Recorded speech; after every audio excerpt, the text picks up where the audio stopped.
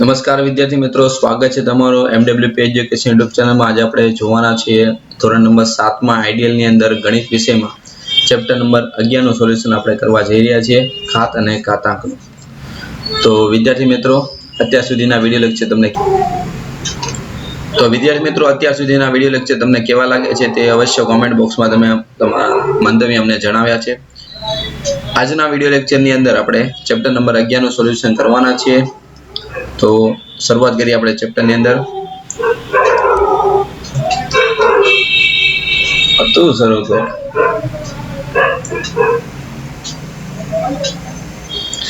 પ્રશ્ન નંબર 1 છે, આપણે કિંમત મેળવવાની છે। તો તમને આપેલ છે 8 ની 4 ઘાત। તો 8 નો આપણે 4 વખત ગુણાકાર કરીએ। તો 4 વખત ગુણાકાર કરો એટલે 4000 ને કેટલા મળે છે? 96। ચલો એના પછી 13 ની 2 ઘાત છે એટલે 13 ગુણ્યા 13 એનાનો ગુણાકાર આવે છે 169। એના પછી 6 ની 3 ઘાત છે એટલે 6 ગુણ્યા 6 ગુણ્યા 6 એટલે 216।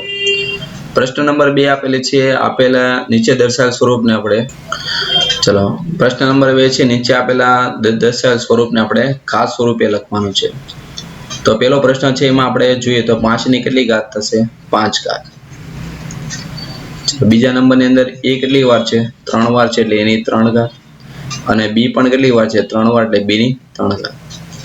એના પછી ત્રીજા પ્રશ્નમાં y કેટલી વાર છે? 4 વાર એટલે y ની 4 ઘાત।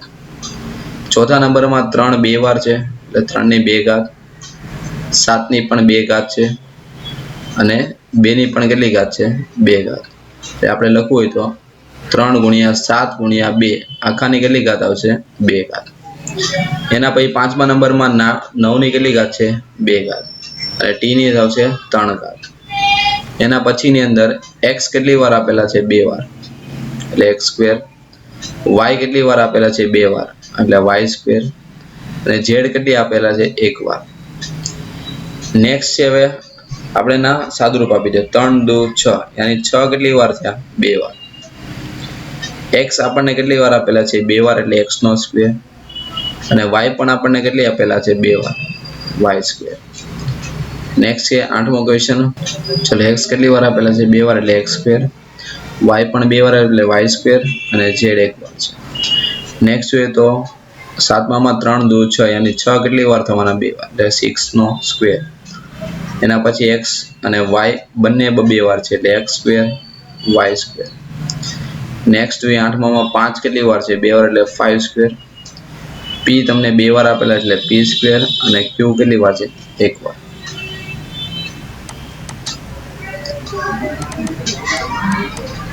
ચલો પ્રશ્ન નંબર હવે 3 તમને આપેલો છે। અહીંયા પ્રશ્ન નંબર 3 ને તમારે ઘાત સ્વરૂપે લખવાનો છે। તો દરેક પ્રશ્નના ઉત્તર તમને આપેલા છે, આમાંથી જોઈને તમારે તમારા આઈડિયલ ની અંદર તમારે લખવાના રહેશે। ચલો ક્વેશ્ચન નંબર 4, અવિભાજ્ય અવયવ પાડીને આપણે ગુણાકારને ઘાત સ્વરૂપે લખવાના છે। એટલે સૌપ્રથમ આપણે 1080 ને આપણે ભાગ પાડીએ એટલે 2 વડે આપણે ભાગ ચલાવીએ એટલે 2 પંચા 10 2 ચોક 8 0। ચલો ફરીથી 2 વડે ભાગશે તો 27 દુ 54 0। ફરીથી 2 વડે ભાગ પાડીએ 2 એકા 2 35 દુ 70। હવે 2 વડે ભાગ ચાલશે નહીં, કારણ કે એકમનો અંક એકી સંખ્યા આવી જાય। એકી સંખ્યા આવે એટલે આપણે પેલા 3 વડે ચેક કરવાનું। 3 વડે ભાગ ક્યારે થાય? જ્યારે અંકોનો સરવાળો કરવાનો અને સરવાળો કરતા એ 3 નો અવયવી હોય એટલે 3 વડે ભાગાકાર થતો હોય અંકોનો, તો એ 3 વડે નિશેષ ભાગી શકાય। તો અહીંયા ચેક કરો 5 ને 3 8 ને 1 9 યાની 9 3 ના ઘડિયામાં આવે એટલે 3 વડે ભાગ ચાલશે। 3 ચોક 12 ને 3 પંચા 15। ચલો ફરીથી 15 તેરી 45 3 પંચા 15 અને 5 એકા કેટલા આવશે? 5। તો આપણે આને લખીએ 2 ગુણ્યા 2 ગુણ્યા 2 3 મલ્ટીપ્લાય 3 મલ્ટીપ્લાય 3 મલ્ટીપ્લાય 5। તો ઘાત સ્વરૂપમાં લખો એટલે 2 ની 3 ઘાત ગુણ્યા 3 ની 3 ઘાત ગુણ્યા કેટલા આવશે? 5। ચલો એના પછીનું 72 100 છે, એને આપણે ભાગ પાડીએ એટલે 2 વડે ભાગ છે 36 દુ 72 0 0। ફરીથી 2 વડે ભાગ છે 18 દુ 36 0 0। ફરીથી 2 વડે ભાગ છે 2 નવા 18।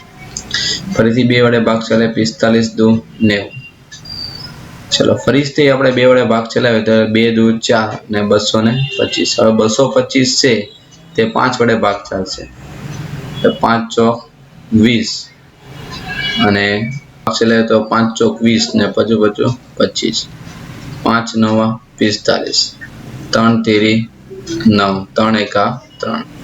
તો આપણે લખીએ ઘાત સ્વરૂપમાં 1 2 3 4 5, 2 3 4 5. 5 ની કેટલી ઘાત છે? 2 વાર. 3 પણ કેટલી વાર છે? 2 વાર. તો આપણે એને ઘાત સ્વરૂપમાં લખીએ તો 2 ની 5 ઘાત, 3 ની 2 ઘાત અને 5 ની 2 ઘાત. ચલો નેક્સ્ટ હવે 3528 એના આપણે ઘાત સ્વરૂપે લખીએ તો પહેલા 2 વડે ભાગ પડે 17 દુ 34, પછી 2 છંગ 12 અને 2 ચોક 8. ફરીથી 2 વડે ભાગ ચાલે છે 2 અઠ્ઠા 16, પછી 2 અઠ્ઠા 16 અને 2 દુ 4. ફરીથી 2 વડે ભાગ છે 2 ચોક 8, 2 ચોક 8 ને 2 એકા 2. ચલો હવે 3 વડે ચેક કરી જોઈએ તો 7 ને 4 ને 1, 5 ને 4 9 એટલે 3 વડે ભાગ ચાલશે. 3 એકા 3 14, 3 ચોક 12, 3 સત્તા 21. ચલો નેક્સ્ટ હવે ફરીથી 3 વડે 3 ચોક 12, 3 નવા 27, 27 49, 7 એકા 7. તો આપણે એને ઘાત સ્વરૂપમાં લખીએ તો 2 મલ્ટીપ્લાય 2 મલ્ટીપ્લાય 2, 3 મલ્ટીપ્લાય 3 અને 7 મલ્ટીપ્લાય 7. યાની 2 3 વાર છે એટલે 2 ની 3 ઘાત, 3 ની 2 ઘાત અને 7 ની કેટલી ઘાત આવશે? 2 ઘાત. ચલો નેક્સ્ટ એના પછીનો પ્રશ્ન આપેલો છે નીચે આપેલી બે સંખ્યામાંથી મોટી સંખ્યા કઈ છે? 3 ની 6 અને 6 ની 3. તો પહેલા આને આપણે સંખ્યા સ્વરૂપમાં લખીએ એટલે 3 ની 6 એટલે સાદુરૂપ આપો એટલે 729 થાય. 6 ની 3 એટલે 216 થાય. તો આપેલી સંખ્યામાંથી 729 એ 216 કરતા વધારે કહેવાય. 729 એટલે 3 ની 6 ઘાત. એનો મતલબ કે 3 ની 6 ઘાત કેવા છે? 6 ની 3 ઘાત કરતા વધારે છે.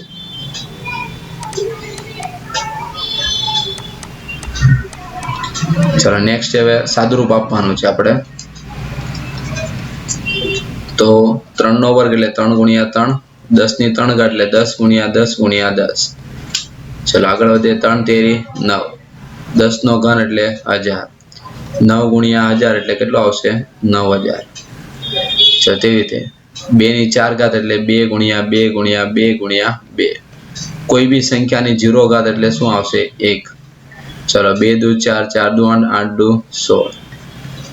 એના પછી -5 ગુણ્યા -5 ગુણ્યા -5 ગુણ્યા -5.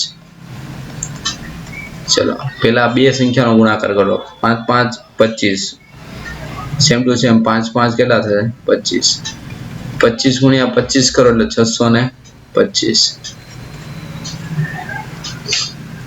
નેક્સ્ટ છે પ્રશ્ન નંબર 7. નીચેનામાંથી કઈ સંખ્યા મોટી છે તે જણાવવાની છે. તો પહેલામાં આવશે 5.4 ગુણ્યા 10 ની 10 ઘાત, બીજામાં આવશે 5 ગુણ્યા 10 ની 15 ઘાત, ત્રીજામાં આવશે 3.25 ગુણ્યા 10 ની 10 ઘાત, ચોથામાં આવશે 5 ગુણ્યા 5.68 ગુણ્યા 10 ની 4.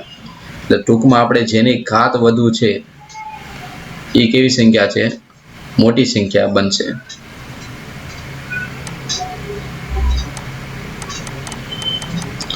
ચલો એના પછી ઘાતાંકના નિયમનો ઉપયોગ કરીને ખાલી જગ્યા બધી આપેલી છે તેમાંથી તમારે જોઈને લખવાની છે. તો અંશમાં લખી દઈએ -5/4, છેદમાં લખીએ 7/4. તો આપણે એને વિસ્તૃતમાં લખીએ -5 ગુણ્યા -5 ગુણ્યા -5 ગુણ્યા -5 છેદમાં 7 મલ્ટીપ્લાય 7 મલ્ટીપ્લાય 7 મલ્ટીપ્લાય કેટલા આવશે? 7. ચલો આગળ વધીએ હવે નેક્સ્ટ ઘાતાંકના નિયમનો ઉપયોગ કરીને સાદુરૂપ આપવાનું છે. તો ઘાતાંકના નિયમનો ઉપયોગ કરીએ પહેલા તો આધાર સરખો છે તો ઘાતનું શું થશે? બાદબાકી. એટલે 5 ની 9 - 9 ગુણ્યા અહીંયા પણ આધાર સરખો છે એટલે ઘાતની શું થાય? બાદબાકી. એટલે b ની 3 - 2 ગુણ્યા અહીંયા પણ આધાર સરખો છે એટલે ઘાતની શું થશે? બાદબાકી. a ની 3 - 2. ટૂંકમાં અહીંયા કયા? a ની m ડિવાઈડ બાય a ની n બરાબર a ની m - n ભાગાકારનો જે છે અને ઘાતની બાદબાકી કરવાની હોય છે તે નિયમનો આપણે ઉપયોગ કરીએ છીએ. તો 5 ની 9 માંથી 9 જાય એટલે 0 ઘાત, b ની 3 માંથી 2 જાય એટલે 1 ઘાત અને a ની 3 માંથી 2 જાય એટલે 1 ઘાત. કોઈ બી સંખ્યાની 0 ઘાત એટલે 1 b ગુણ્યા a. તો તમારો જવાબ આવશે a b.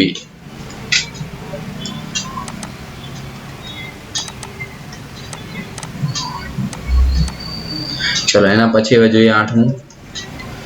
બીજા નંબરનો પ્રશ્ન. કોઈ બી સંખ્યાની 0 ઘાત એટલે કેટલા આવશે? 1. કોઈ બી સંખ્યાની 0 ઘાત એટલે 1. Same to same 1 plus 1. 1 plus 1 એટલે 2 ગુણ્યા 2 એટલે તમારો જવાબ કેટલો આવશે? 4. ચલો આનો આપણે ઘાત સ્વરૂપમાં લખીએ તો 4 ના સ્વરૂપમાં ફેરવીએ તો 2 ની 4 ઘાત થશે. આપણે 2 ના સ્વરૂપમાં આપણે લખીએ તો 2 ની 3 ઘાત એટલે 8. આખાની કેટલી ઘાત છે? 3. છેદમાં એને પણ 2 ના સ્વરૂપમાં લખો તો 2 નો સ્ક્વેર એની 3 ઘાત, 2 નો સ્ક્વેર એની કેટલી ઘાત છે? 2 ઘાત. એટલે 2 ની 3 તેરી 9 છેદમાં 2 તેરી 6, 2 દુ 4. નીચે ગુણાકાર છે, આધાર સરખો છે તો ઘાતનો શું થાય? સરવાળો. એટલે 2 ની 6 પ્લસ 4 એટલે 2 ની 9 ઘાત છેદમાં 2 ની 10 ઘાત. આધાર સરખો છે એટલે ઘાતની બાદબાકી થાય, પણ અહીંયા ઘાતની બાદબાકી ક્યાં થશે? છેદમાં થાય. એટલે 1/2 ની 1 ઘાત. જવાબ આવશે 1/2. ચલો નેક્સ્ટ એના પછીનું તમને આપેલું છે ચોથો પ્રશ્ન. ચલો 25 નો સ્ક્વેર ડિવાઈડ બાય 5 નો સ્ક્વેર. તો 25 નો સ્ક્વેર ડિવાઈડ બાય પછીનું પદ જે છે ભાગાકાર પછીનું પદ એ ક્યાં આવશે? છેદમાં.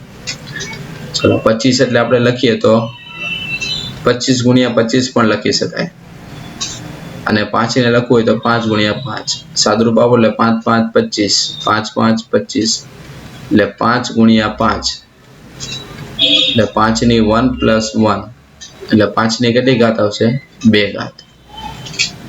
ચલો એના પછી આપેલું વિધેય ખરો છે કે ખોટો તો આપણે ડાબી બાજુ આપણે કિંમત લખીએ. 5 ની 0 ઘાત. કોઈ બી સંખ્યાની 0 ઘાત એટલે 1. જમણી બાજુ તમને આપેલું છે 1500 ની 0 ઘાત. કોઈ બી સંખ્યાની 0 ઘાત એટલે 1.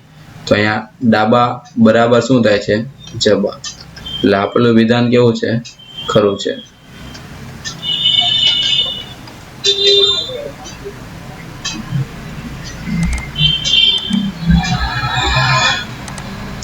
ચલો એના પછી પ્રશ્ન નંબર 3 છે, સાદુરૂપ આપવાના છે આપણે.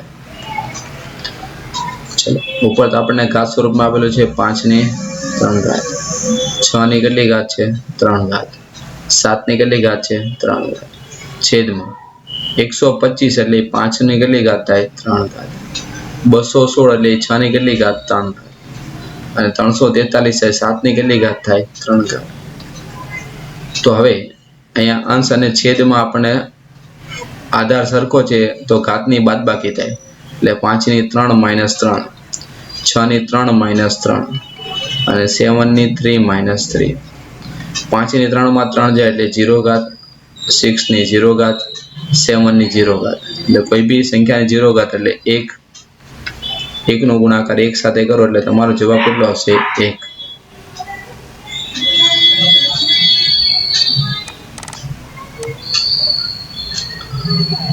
ચલો નેક્સ્ટ હવે તમને કીધું છે કે સંખ્યાને આપણે વિસ્તૃત સ્વરૂપમાં લખવાની છે. તો અહીંયા તમને આપેલી છે સંખ્યા, એને આપણે આ પ્રમાણે અહીં લખેલી છે. તમારે આમાંથી જોઈને આઈડિયલને નોટ ડાઉન કરવાની રહેશે. હવે કેવી રીતે લખાય તેમને એક સંખ્યા આપણે સમજાવી દઈએ. આપેલી સંખ્યા છે એમાં આપણે પહેલા કોઈ એક સંખ્યા લઈએ, જેમ કે 2. તો 2 અત્યારે કયા અંક બચે? દશકમાં, એટલે 10 ની 0 ઘાત કહેવાય. એના પછી 4 છે તો 4 ની સ્થાન કિંમત આપણે મેળવીએ તો 4 ની સ્થાન કિંમત કેટલી થશે? 40. બરોબર. એટલે 4 ગુણ્યા 10 ની કેટલી ઘાત થાય? 1 ઘાત. એના પછી 5 છે તે 100 ના અંકમાં છે, એકમ દશક 100. એટલે 5 ગુણ્યા આપણે 100 લખવું એટલે 100 એટલે 5 ગુણ્યા 100. એના પછી બીજા 5 છે તે 1000 ના સ્થાન ઉપર છે એટલે 5 ગુણ્યા કેટલા કરો આપણે? 1000. એના પછી 0 છે તે 10,000 ના સ્થાન એટલે 0 ગુણ્યા કેટલા કરો આપણે? 10,000. એના પછી 0 બીજા છે એ 1 લાખ ના સ્થાન ઉપર છે એટલે 0 ગુણ્યા કેટલા આપેલા છે 1 લાખ અને 8 ગુણ્યા 10 લાખ આપેલા છે.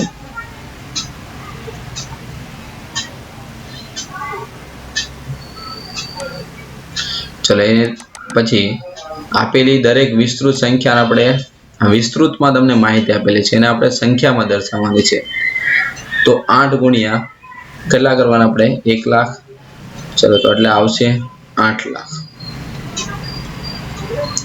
પ્લસ 0 ગુણ્યા કોઈ બી સંખ્યાનો ગુણાકાર કરીએ એટલે 0 જ આવશે પ્લસ 2 ગુણ્યા 1000 એટલે 2000 પ્લસ 0 ગુણ્યા કોઈ બી સંખ્યા એટલે 0 0 અને 3 એકા 3. તો તમારા જવાબમાં બનશે 8 0 પછી આપણે લખીએ તો 0 2 0 3 50,000 80 50,000 ને 87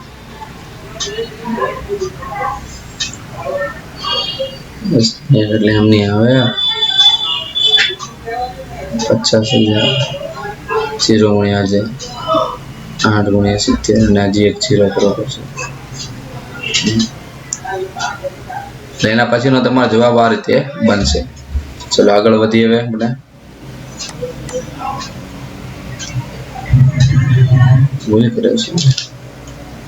એના પછીના તે બીજા પ્રશ્નમાં તમારો જવાબ થશે 50,870. નેક્સ્ટ હવે જોઈએ આપણે આના પછીનો પ્રમાણિત સ્વરૂપમાં લખવાનું છે. તો પહેલાનો જવાબ છે 7.68712840 10 ની 8. હવે ઘાત કેવી રીતે લખવાની? અત્યારે આપણી ઘાત અહીંયા છે દશાંશ સ્થાનને આપણે આ બાજુ ખસવાનું છે. આ બાજુ ખસો એટલે ઘાતમાં શું કરવાનો? પ્લસ કરવાનો. આપણે દશાંશ સ્થાનને આપણે હવે આ બાજુ ખસીએ જેટલા દશાંશ સ્થાન આ બાજુ ખસે એટલે આપણે ઘાતમાં વધારો કરવાનો. તો અત્યારે દશાંશ સ્થાન આ બાજુ છે એટલે આપણે 1 2 3 4 5 6 7 અને 8 એટલે 8 દશાંશ સ્થાન આ બાજુ ખસે છે એટલે ઘાતમાં +8 કરેલા છે. તેવી રીતે અહીંયા દશાંશ સ્થાન અત્યારે અહીંયા છે તો આપણે કેટલા અંક 1 2 3 4 અને 5 એટલે 10 ની કેટલી ઘાત આવશે? 5 ઘાત. ચલો પ્રશ્ન નંબર 2 આપેલો છે ને એમાં તમે જોઈ શકો છો એ પ્રમાણિત સ્વરૂપમાં તમારે લખવાનું છે. અત્યારે દશાંશ સ્થાન આ ક્રમ ઉપર છે આપણે ખસીને આ બાજુ લાવવાનો છે 1 પાસે.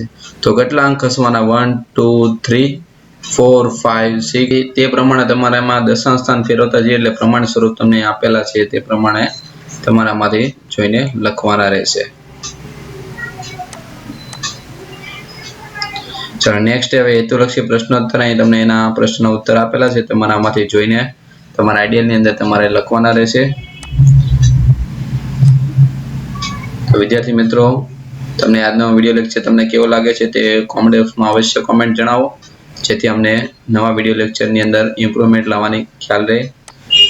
અને આશા રાખું છું કે તમને અમારી મેથડ અને ટીચિંગ મેથડ તમને પસંદ આવી છે અને તમારા ફ્રેન્ડ સર્કલમાં લિંકને પણ અવશ્ય શેર કરજો જેથી તમને વિડીયો લેક્ચર પણ તેમને વધુ ને વધુ સમયસર મળતા રહે.